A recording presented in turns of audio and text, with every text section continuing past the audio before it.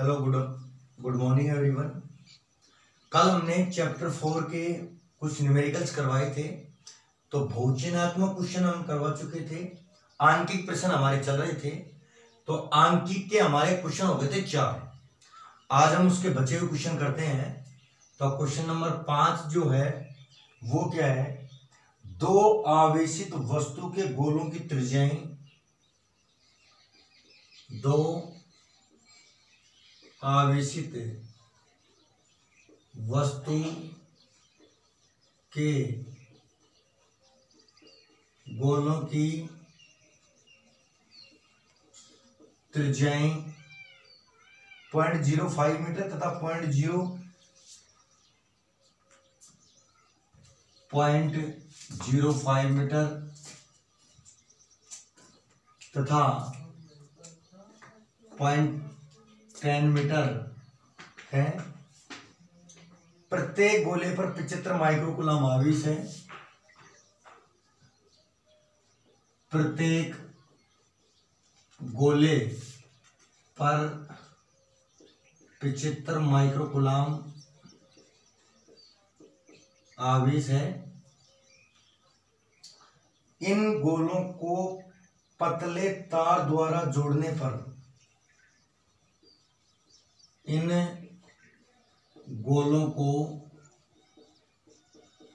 पतले तार द्वारा जोड़ने पर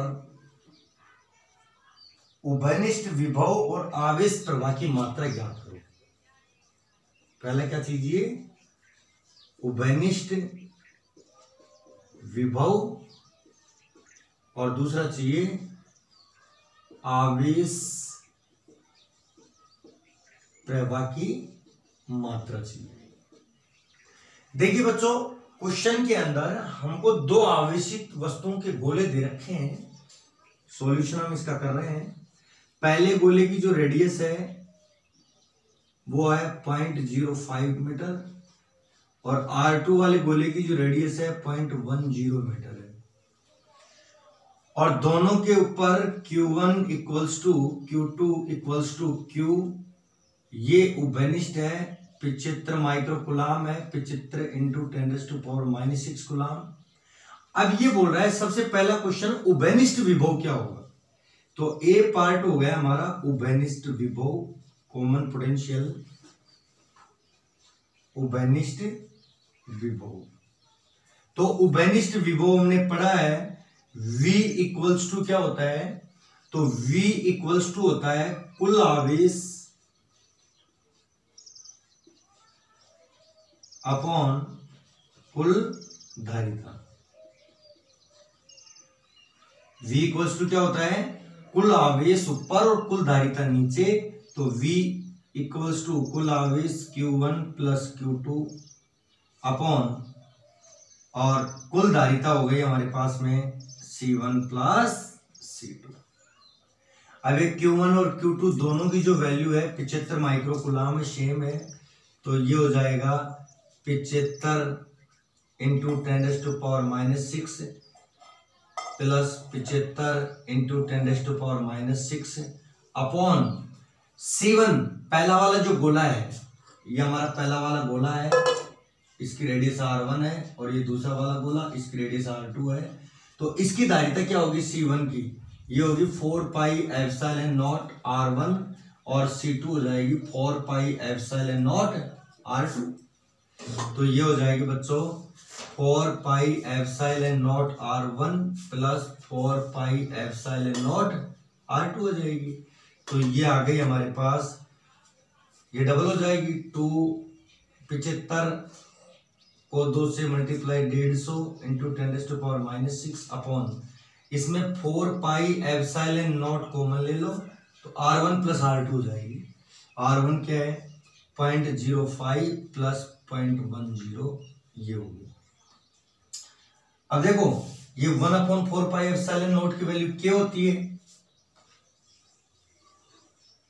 तो ये आ गया V इक्वल्स टू के 9 इंटू 10⁻⁹ इंटू 150 गुणा 10⁻⁻⁶ अपॉन 0.05 और ये कितना हो गया 5 और 1 को 1.1 हो गया, और इसको यहां से हटा दो, इंटू 10⁻⁻2 लगा दो, तो v इक्वल्स टू कैसे आ जाएगा बच्चों, ये कट जाएगा, देखो ये 10 से फ्री हो गया, और ये हो गया 9 इंटू ये 10, 10 की पावर 9 और 1 10, 10 में 6 गया तो 4 बची, और 2 ये ऊपर जाएंगी तो 10 की पावर 6 वोल्ट विभव आ गया। यानी उभयनिष्ठ जो विभव आया है वो आया है 9 गुणा 10 की पावर 6 वोल्ट आ गया। क्लियर?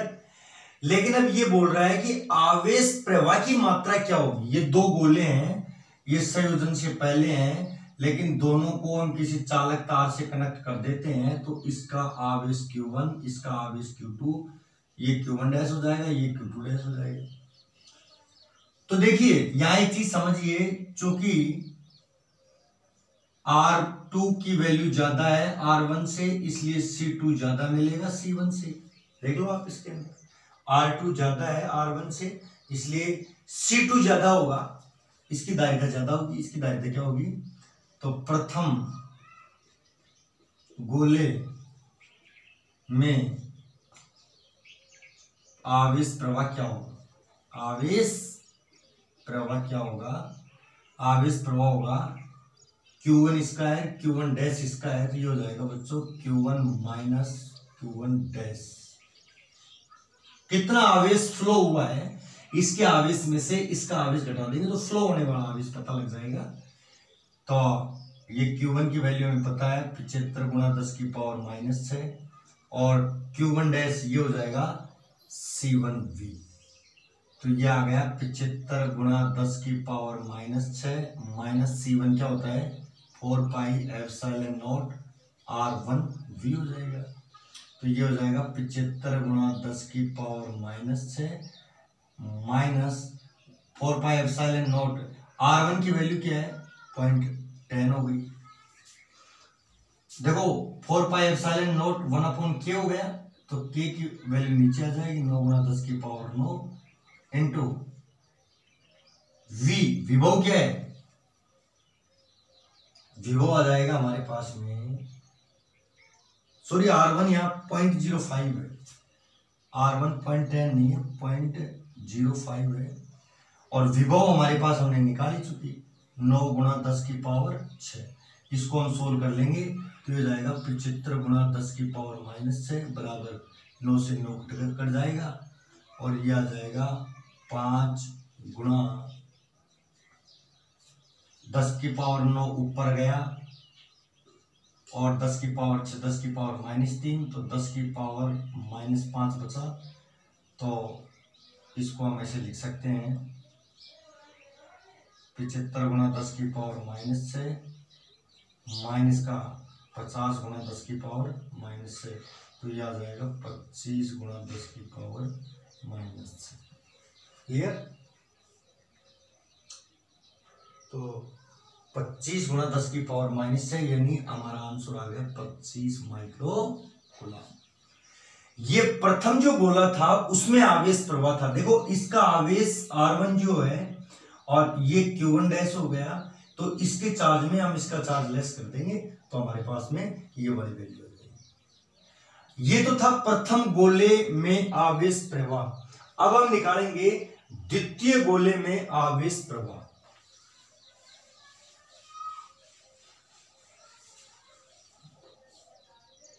तो देखो द्वितीय गोले में आवेश प्रवाह, इसमें हो जाएगा Q2 डैश माइनस का Q2 आ गया, तो ये हो गया C2V माइनस का 75 गुणा 10 की पावर -6। C2 हमें पता है 4πε0 R2 इंटू V माइनस का 75 गुणा 10 की पावर -6। हमें ये वैल्यू पता है R2 की 0.109 इंटू 10⁻⁹ अपॉन 9 इंटू 10⁻⁹ माइनस 75 गुणा 10 की पावर -6। सोल्व कर लेंगे, तो ये आ गया हमारे पास द्वितीय गोले में आवेश का प्रवाह। तो हमारा ये क्वेश्चन था बच्चों, 5वां क्वेश्चन। अब हम नेक्स्ट क्वेश्चन के ऊपर चलते हैं। तो नेक्स्ट क्वेश्चन को भी देखते हैं। नेक्स्ट क्वेश्चन क्या है हमारा? नेक्स्ट क्वेश्चन है 150 वोल्ट पर आवेशित 2 माइक्रोफेरेड धारिता के 150 वोल्ट पर आवेशित 2 माइक्रोफेरेड धारिता पर धारिता के एक गोलीय संधारित्र का संबंध धारिता के एक गोलीय संधारित्र का संबंध 1 माइक्रोफेरेड के किसी निरावेशित गोले से कर दिया जाता है। 1 माइक्रोफेरेड के किसी निरावेशित गोले से कर दिया जाता है। गोले से कर दिया जाता है। उभयनिष्ठ विभव की गणना करो। उभयनिष्ठ विभव की गणना कीजिए। प्रत्येक चालक पर आवेश का मान भी ज्ञात कीजिए। प्रत्येक चालक पर आवेश का मान भी ज्ञात कीजिए।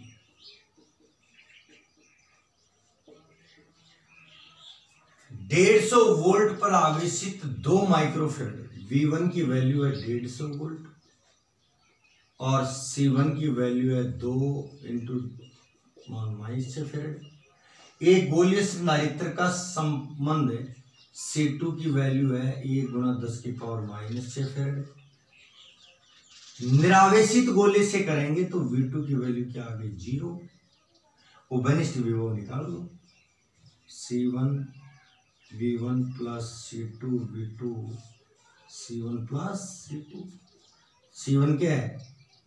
2 इंटू 10⁻⁻6 इंटू 150 प्लस C2 क्या है? 1 into 10⁻⁻6 upon C1 plus C2। तो 2 इंटू 10⁻⁻6 प्लस 1 इंटू 10⁻⁻। तो ये V की वैल्यू आज कर गई बच्चों 2 इंटू 10⁻। तो ये हो गया 15 दूनी 30, 300 गुणा 10⁻⁻6 प्लस 1 गुणा 10⁻⁻6 अपॉन 2 और 1 3। तो ये हो गया 3 माइक्रोफेरेड। तो ये आ गई बच्चों V की वैल्यू 10⁻⁻ से कॉमन ले लो। इसमें 300 बच गया, इसमें 1 अपॉन 3 गुणा 10⁻⁻। तो 10⁻⁻ से तो 10⁻⁻ हो गया। और अब हम आगे इसको सोल्व कर लेंगे। सॉरी, ये वैल्यू V2 की वैल्यू क्या आएगी? यहाँ V2 की वैल्यू 0 आएगी। यहाँ पे C1 की वैल्यू ये रही और V2 की वैल्यू, V1 की वैल्यू ये, C2 की वैल्यू ये रही। इसकी वैल्यू 0 है तो इसकी वैल्यू 0 आएगी। प्लस की 0 हो गए ना, और ये 0 हो गया, ये प्लस का 0, तो इससे ये फ्री हो गया। तो V की वैल्यू आ गई 100 वोल्ट। अब ये बोल रहा है कि प्रत्येक चालक पर आवेश का मान, प्रथम चालक पर आवेश Q1 equals to C1V। C1 क्या है? 2 इंटू 10⁻⁻6। V क्या है? 100 वोल्ट। तो यह आ गया 200 गुणा 10⁻⁻6 कूलम। दूसरे चालक पर पूछे तो दूसरे चालक पर ऐसे दूसरे पर निकाल लेंगे। Q2 equals to C2V। तो C2 की वैल्यू आ गई हमारे पास 1 × 10⁻⁻6 इंटू 100। ये वैल्यूज की आ गई। क्लियर है? तो ये क्वेश्चन हो गया बच्चों हमारा छठा क्वेश्चन। अब हम स्टार्ट करेंगे नेक्स्ट क्वेश्चन, जो क्वेश्चन नंबर 7। तो क्वेश्चन नंबर 7 देखिए क्या होगा।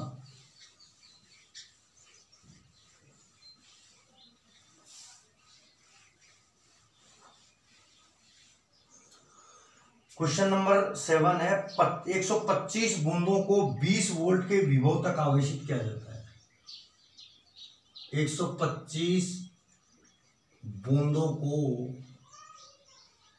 20 वोल्ट के विभव तक आवेशित किया जाता है।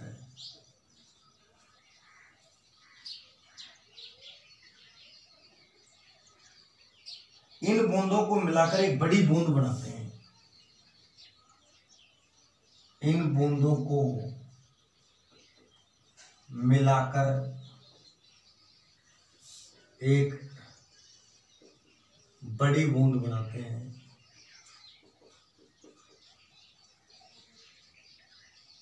तो बड़ी बूंद का विभव क्या होगा?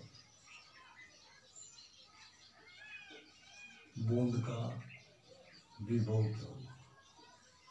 देखो बच्चों, हमने एक तरीका आपको, एक अल्टरनेट क्वेश्चन आया था उसके अंदर समझाया था। एक तरीका तो है वो करने का इस क्वेश्चन को। अब हम आपको एक डायरेक्ट दूसरा तरीका बताते हैं। बड़ी बूंद का विभव पूछे आपसे n⁻2/3 इंटू V। ये V जो है छोटी बूंदों का विभव है।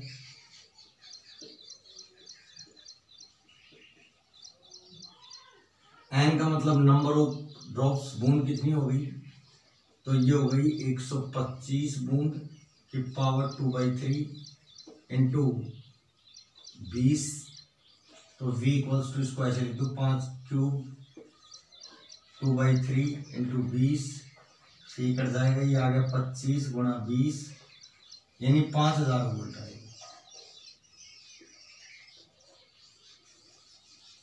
एक तरीका हम आपको करवा भी चुके हैं, एवरेज के अंदर भी एक ऐसा क्वेश्चन आया था, वहां भी एक तरीका इसका हो गया है। तो आप इस दूसरे तरीके से भी इस तरीके की, अगर बड़ी बूंद की त्रिज्या पूछ ले आपसे तो 1/3 हो जाएगा। Capital R equals to n⁻1/3 dot small r। यानी बड़ी बूंद का विभव पूछे तो छोटी बूंदों के विभव को गुणा कर देना, n⁻2/3 कर देना। त्रिज्या पूछे तो यहाँ छोटी बूंद की त्रिज्या आ जाएगी, n⁻1/3 आ जाएगी। क्लियर? नेक्स्ट क्वेश्चन देखिए, 8वां क्वेश्चन मोस्ट क्वेश्चन है बच्चों, एग्जाम के अंदर आ सकता है। और देखो, आप सबसे मेरी ये रिक्वेस्ट है कि लेसन नंबर 4 के अंदर आप जितने भी क्वेश्चन प्रैक्टिस करेंगे, ये डायग्राम वाले क्वेश्चनों को अच्छे से प्रैक्टिस करेंगे, क्योंकि बोर्ड के एग्जाम में डायग्रामों के क्वेश्चन आने की पॉसिबिलिटी 95% रहती है। तो एक क्वेश्चन है 8 क्वेश्चन,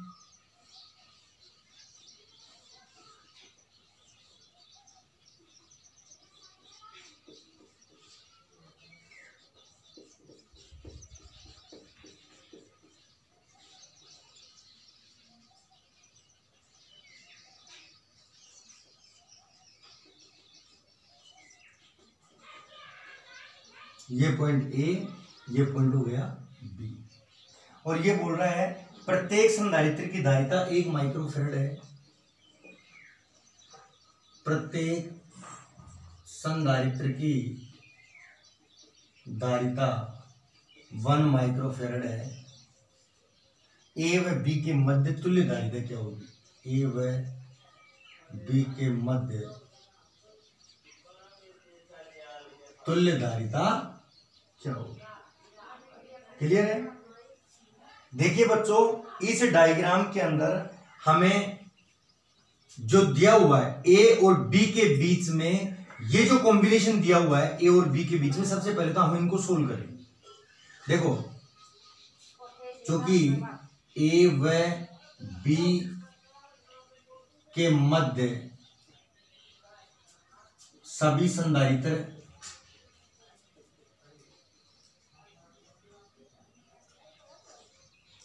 की धारिता निकालेंगे। तो देखो ये 1 माइक्रोफेरेड का है, ये 1 माइक्रोफेरेड का, ये 1 माइक्रोफेरेड का, ये 1 माइक्रोफेरेड का, ये 1 माइक्रोफेरेड का और ये 1 माइक्रोफेरेड के हैं। तो देखो इस डायग्राम को हम इस तरीके से लिख सकते हैं, ये हो गया हमारे पास 1 माइक्रोफेरेड, ये दोनों श्रेणी क्रम में है। तो श्रेणी क्रम में 1 और 1 आधा होता है, 1/2 आ गया। ये चारों श्रेणी क्रम में है, तो एक और एक एक एक 1/, ये एक आधा आ गया हमारे पास में। और ये 4 कैपेसिटर लगे हुए हैं, वहां 1/4 हो गया। और नीचे 8 लगे हुए हैं, तो ये 1/8 हो जाएगा। ये ए पॉइंट और ये बी पॉइंट, इनको हमने निकाल लिया। अब देखो ए और बी के बीच में जितने कैपेसिटर लगे हुए हैं सब समांतर क्रम में है। ए व बी के मध्य सभी संधारित्र समांतर क्रम में है।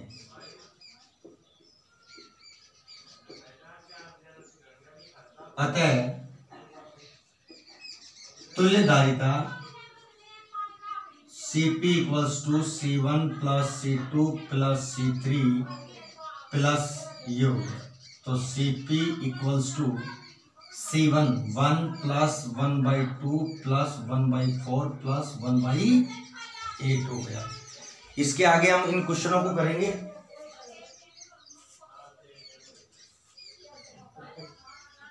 हेलो तो इसके आगे हम करेंगे बच्चों इनको। तो देखो हमको एक श्रेणी मिली है, ये जो श्रेणी है ये गुणोत्तर श्रेणी है। कैसी श्रेणी है? गुणोत्तर श्रेणी है। और इस गुणोत्तर श्रेणी को सोल्व करने के लिए हम कैसे करेंगे? C इक्वल्स टू A/A का R।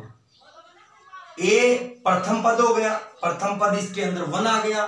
R इसका सारो अनुपात है, तो सारो अनुपात इसमें 1/2 आ जाएगा। सारो अनुपात हम कैसे निकालते हैं? इसमें से इसको लेस कर दो, तो ये गुणोत्तर श्रेणी हो गई। और गुणोत्तर ये है एक गुणोत्तर श्रेणी है। और गुणोत्तर श्रेणी को सोल्व इस तरीके से करते हैं। C इक्वल्स टू 1/1 माइनस 1/2, 1/1/2 यानी 2 माइक्रोफेरेड आंसर आ गया। ए और बी के बीच तुल्य धारिता का मान आ गया बच्चों 2 माइक्रोफेरेड आ गया। क्लियर? नेक्स्ट क्वेश्चन करते हैं, question number 9। Question number 9 board के एग्जाम की दृष्टि से वेरी इंपॉर्टेंट क्वेश्चन है। जैसा क्वेश्चन 2019 के अंदर भी राजस्थान बोर्ड के अंदर आ चुका है और ऐसे सवालों की पॉसिबिलिटी आगे भी रहती है। तो क्वेश्चन नंबर 9 देखिए आप।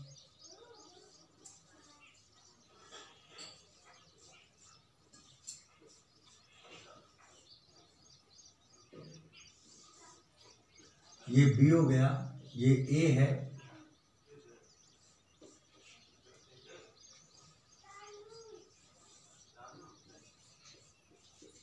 देखिए बच्चों ये 2 माइक्रोफेरेड है और ये C माइक्रोफेरेड है, ये 4 माइक्रोफेरेड है, ये भी 4 माइक्रोफेरेड है और ये 1 माइक्रोफेरेड है और ये 1 माइक्रोफेरेड है।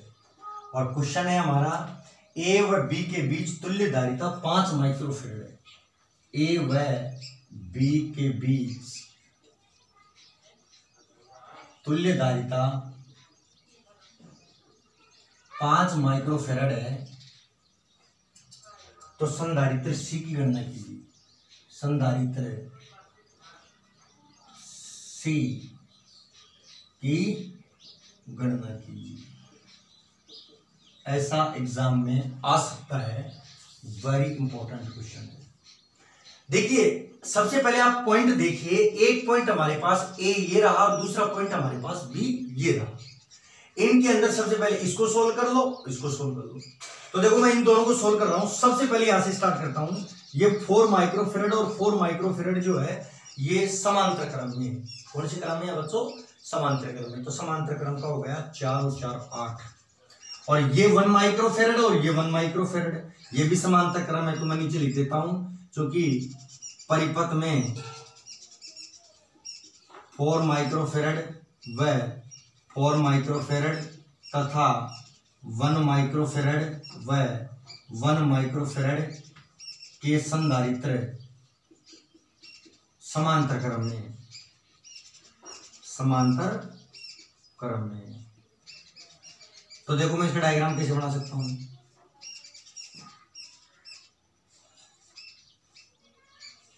ये बी 1 और 1 समांतर क्रम में 2 हो गया, 2 ये ऑलरेडी है ही, ए पॉइंट ये रहा, ये सी है ही, 4 और 4 8 हो गया, 4 और 4 कितना हो गया बच्चों? 8 माइक्रोफेरेड हो गया। क्लियर? अब देखिए ये दोनों श्रेणी में है और ये दोनों श्रेणी में है, यानी 8 माइक्रोफेरेड व सी संधारित्र श्रेणी क्रम में है। कौन से क्रम में है? और ये 2 और 2 का भी श्रेणी क्रम में है, तथा 2 माइक्रोफेरेड व 2 माइक्रोफेरेड के संधारित्र भी श्रेणी क्रम में है। तो इनको कैसे जोड़ेंगे श्रेणी क्रम वालों को? देखिए बच्चों, श्रेणी क्रम का फॉर्मूला क्या होता है? 2 के लिए C1 C2 बटे C1 प्लस है C2। ये पॉइंट आपका ए हो गया और ये कैपेसिटर एक ये हो गया, ये बी पॉइंट। तो इन दोनों को जोड़ दिया 8C/C प्लस 8, और 2 और 2 श्रेणी क्रम में 1 हो गया, ये 1 माइक्रोफेरेड हो गया। अब देखिए दोनों जो कैपेसिटर हैं समांतर क्रम में है, अतः ए व बी के बीच तुल्य धारिता है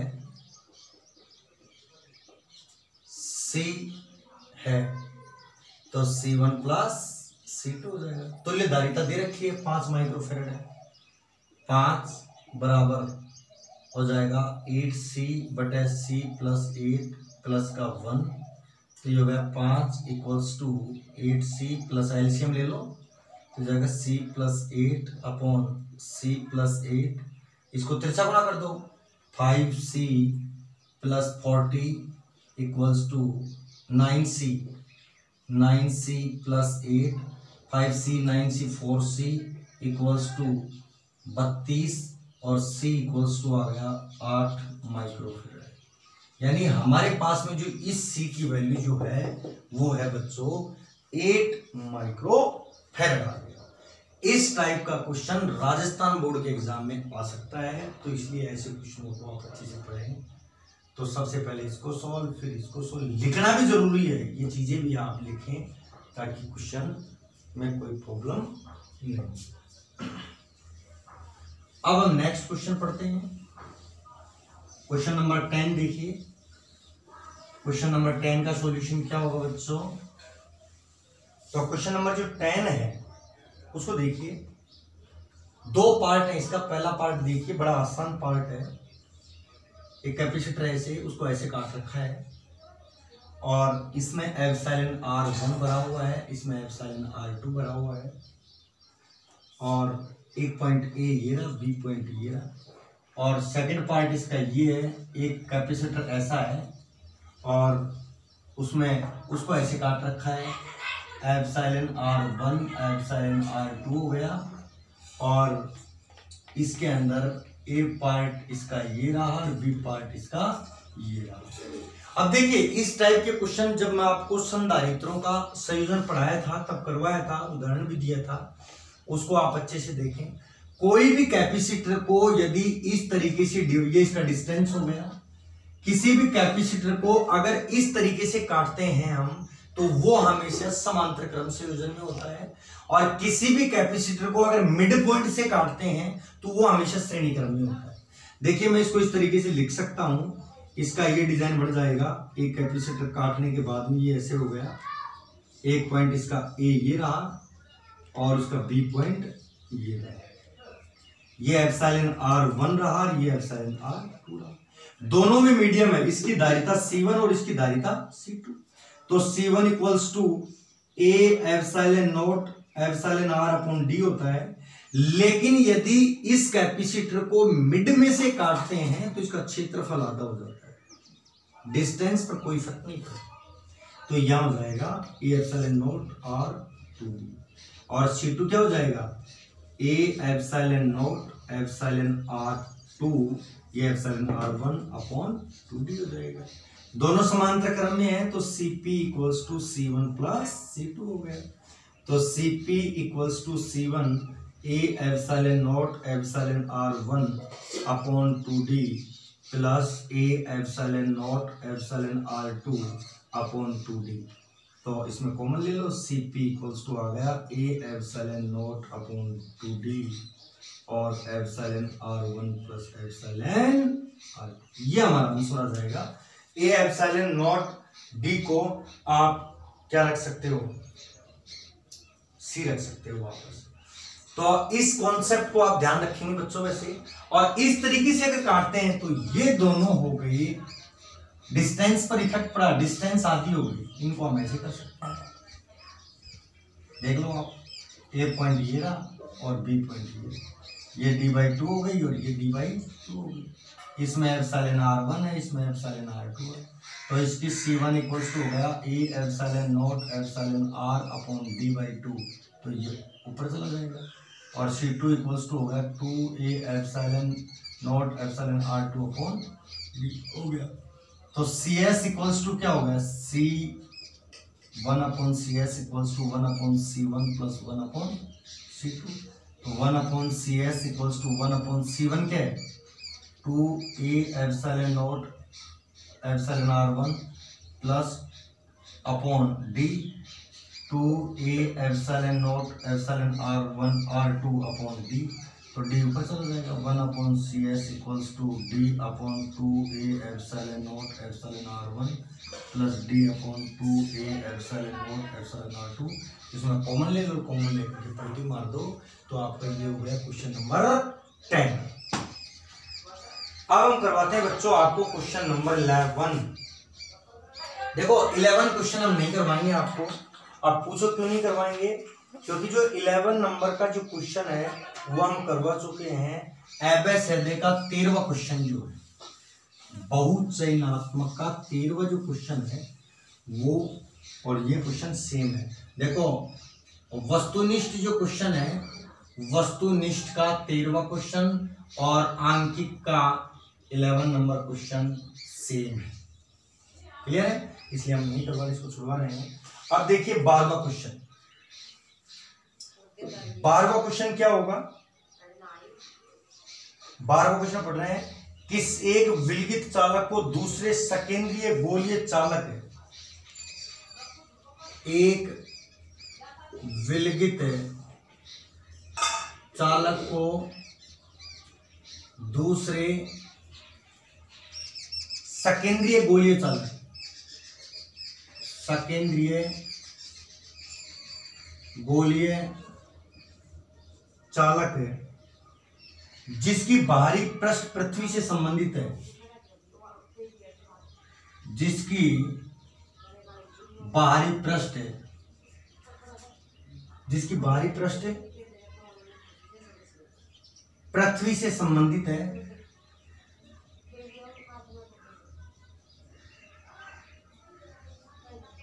पृथ्वी से संबंधित है, उससे ढक देते हैं, से ढक देते हैं। इन गोलीय चालक की त्रिज्याओं का अनुपात, इन गोलीय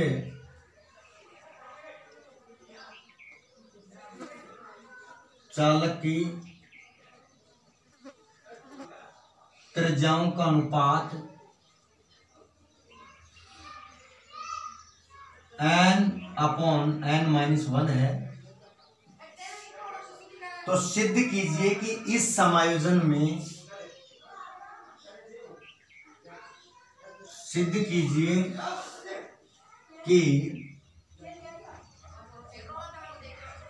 इस समायोजन से गोलीय चालक की धारिता, इस समायोजन से गोलीय चालक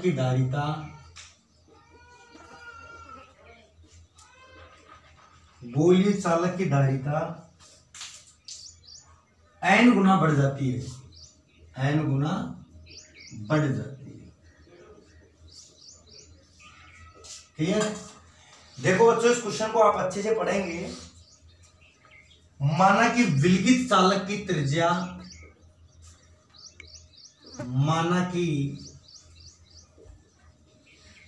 विलगित चालक की त्रिज्या r1 है, अतः धारिता C1 इक्वल्स टू 4πε0r1। देखिए, एक विलगित चालक को दूसरे सेकेंडरी गोलीय चालक जिसकी बाहरी पृष्ठ से संबंधित है उसे ढक देते हैं। विलगित चालक की त्रिज्या r1 कंसीडर कर लो तो धारिता इसकी क्या हो जाएगी बच्चों? C1 इक्वल्स टू 4πε0r1 हो। अब यदि इस विलगित चालक को, जब इस गोलीय चालक को दूसरे सकेंद्रीय चालक से ढक देते हैं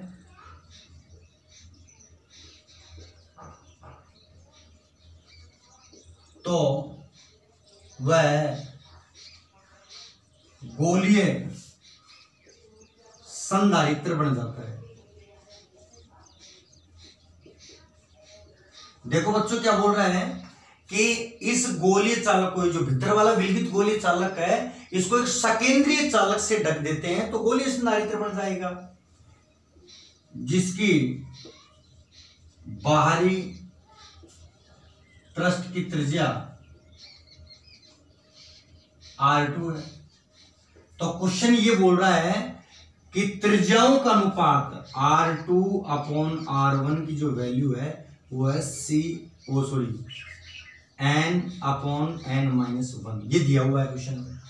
अब ये बोल रहा है कि समायोजन में गोलीय चालक की धारिता n गुना बढ़ जाती है, ये सिद्ध करना है।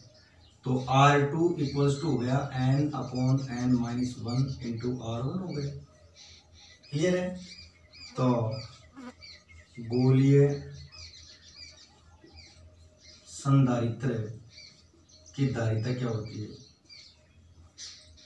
C equals to 4πε0 r1 r2 minus r1। देखो, हमने न्यूमेरिकल वो डेरिवेशन के अंदर r1 माइनस r2 प्रूफ निकाला था, लेकिन वहां बाहरी गोले की त्रिज्या r1 मानी थी, यहां बाहरी गोले की त्रिज्या क्या मानी है? r2 मानी। तो r2 में से r1 कट जाएगा। अब ये जो वैल्यू है r2 की जो वैल्यू है वो यहां पुट कर दो। r2 का मान रखने पर इसमें रख दो, इस r2 का मान उठाकर इसमें रख दो। C equals to 4πε0 r1 n/n-1 dot r1 upon r2 का मान क्या है? n/n-1 r1 माइनस का r1। सोल्व कर रहा हूं मैं, इसको देखना। 4πε0 हो जाएगा n/n-1 r1 dot r1 upon, तो ये n r1 माइनस का r1 n माइनस का 1, इसे मल्टीप्लाई कर दो, एलसीएम ले लो n-1, तो कॉमन क्या आ गया? तो C equals to 4πε0 n/n-1 r1 dot r1 इसमें कॉमन क्या आ गया, इसमें कॉमन आ गया R1 कॉमन आ गया, तो इसमें बच गया n माइनस n, R1 यहाँ आ गया, n बचा, या माइनस का R1 आ गया n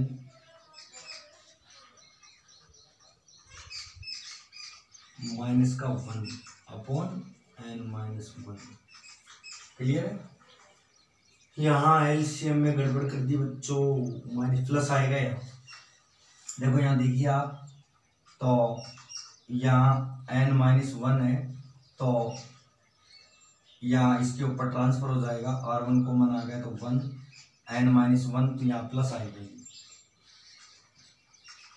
तो नीचे क्या आ जाएगा, प्लस हो जाएगा। इससे ये फिनिश हो गया, इससे ये फिनिश हो गया, और इससे ये फिनिश हो गया, तो C इक्वल्स टू हो गया 4 pi epsilon not R1 into n।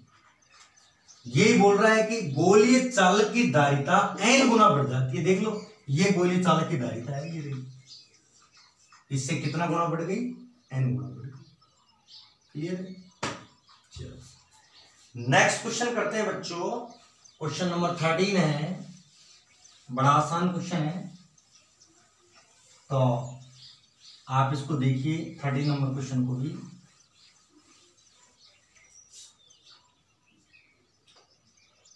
Thirty number question में बोल रहा हूं, एक समांतर प्लेट संधारित्र द्वारा संचित ऊर्जा घनत्व UE equals to 4.43 into 10⁻⁻10 joule प्रति मीटर क्यूब है। संधारित्र की प्लेटों के मध्य तीव्रता निकालनी है। क्या चाहिए? तीव्रता। तो ऊर्जा घनत्व हमने पढ़ा है 1/2 एप्सिलॉन नॉट E स्क्वायर होता है, तो E स्क्वायर इक्वल्स टू हो गया 2UE अपॉन एप्सिलॉन नॉट, तो E इक्वल्स टू हो गया √2UE अपॉन एप्सिलॉन नॉट। इस UE की वैल्यू ये रही, एप्सिलॉन नॉट की वैल्यू आप जानते हैं, कर लेंगे। क्लियर है? क्वेश्चन नंबर 14 देखिए, बस लास्ट 2-3 क्वेश्चन और है बच्चों। क्वेश्चन नंबर 14 का पहला पार्ट है,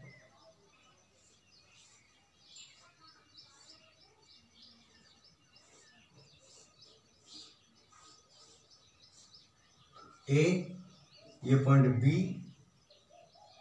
और ये लिख भी रखा है, डी हो गया, डी हो गया, डी हो गया, और इसका बी जो पार्ट है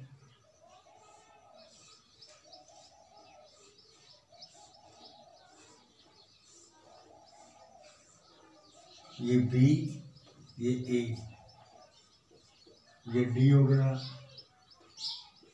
ये बीच की दूरी है डी, और ये बीच की दूरी हो गई डी। सबसे पहले पार्ट के ऊपर आइए। देखो इसके अंदर ये बोल रहा है कि दो डायग्राम दे रखे हैं, प्रत्येक प्लेट का क्षेत्रफल ए है, तो बीच की दूरी डी है, तो धारिता चाहिए। बीच की दूरी डी है तो क्या चाहिए? धारिता चाहिए। ए और बी के बीच में देखो, इस प्लेटों का, ये जो प्लेट है इनका क्षेत्रफल ए हो गया, बीच का डिस्टेंस दे रखा है। तो देखो यहां कितने कैपेसिटर हैं, ये देखिए पहले वाले डायग्राम में। एक कैपेसिटर अगर मैं इसको नाम दे दूं, तो देखो इसको मैच कीजिए, इसका एक पॉइंट इधर जुड़ा हुआ है, तो इसका दूसरा पॉइंट इधर जुड़ा हुआ है, यानी ये एक समांतर प्लेट संधारित्र है, ये कैपेसिटर हो गया। क्लियर है? अब देखिए अगर मैं इसको दूसरा नाम दूं, तो इसकी एक प्लेट इधर जुड़ी हुई है, तो इसकी दूसरी प्लेट भी इधर ही जुड़ी हुई है, मतलब ये कैपेसिटर नहीं है, इसको हटा दो आप। अब इस तीसरे पर आइए, इसकी एक प्लेट इधर जुड़ी हुई है, तो इसकी एक प्लेट इधर जुड़ी हुई है, तो इस पूर्व ऊपर वाले डायग्राम में दो कैपेसिटर हैं जो कौन से क्रम में जुड़े हुए हैं? समांतर क्रम में जुड़े हुए हैं। अतः दो संधारित्र समांतर क्रम में जुड़े हैं, क्रम में जुड़े हैं। तो देखो ऊपर वाले की एक की धारिता हो गई वैक्यूम के अंदर ए एप्सिलॉन नॉट अपॉन डी हो गया, तो Cp equals to C1 plus C2, तो A epsilon naught upon D plus A epsilon naught upon D, उत्तर आ गया 2a epsilon naught upon D हो गया। इसमें कितने कैपेसिटर हैं, इसको एक मान लो, इसकी एक प्लेट इधर जुड़ी हुई है तो दूसरी प्लेट इधर, डन है। इसको दूसरा मान लो, इसकी एक प्लेट इधर है तो इसकी दूसरी प्लेट इधर है, ये भी सही है। तीसरा मानिए इसकी एक प्लेट इधर है तो दूसरी प्लेट इधर है, यानी इसमें 3 कैपेसिटर है। अतः यहां 3 संधारित्र समांतर क्रम में जुड़े हैं, समांतर क्रम में जुड़े हैं। तो ये आ गया Cp equals to C1 plus C2 plus C3, तो Cp इक्वल्स टू हो गया 3a epsilon naught upon D, इसका आंसर आ गया।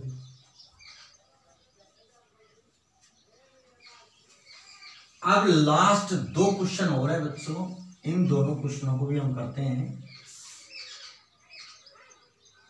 एग्जाम्पल वो क्वेश्चन नंबर 15 है। देखो 15 क्वेश्चन में क्या बोल रहा है, सी धारिता के n संधारित्रों को श्रेणी क्रम में संयोजित करने पर तुल्य धारिता CS है, समांतर क्रम में करने पर Cp है। तो सिद्ध करना है Cp माइनस का CS equals to n square minus 1 upon n into C, ये सिद्ध करना है। देखो n संधारित्रों को श्रेणी क्रम में जोड़ने पर धारिता CS equals to C upon n होगा, यानी धारिता दे रखी है, समान मान है। तो C धारिता के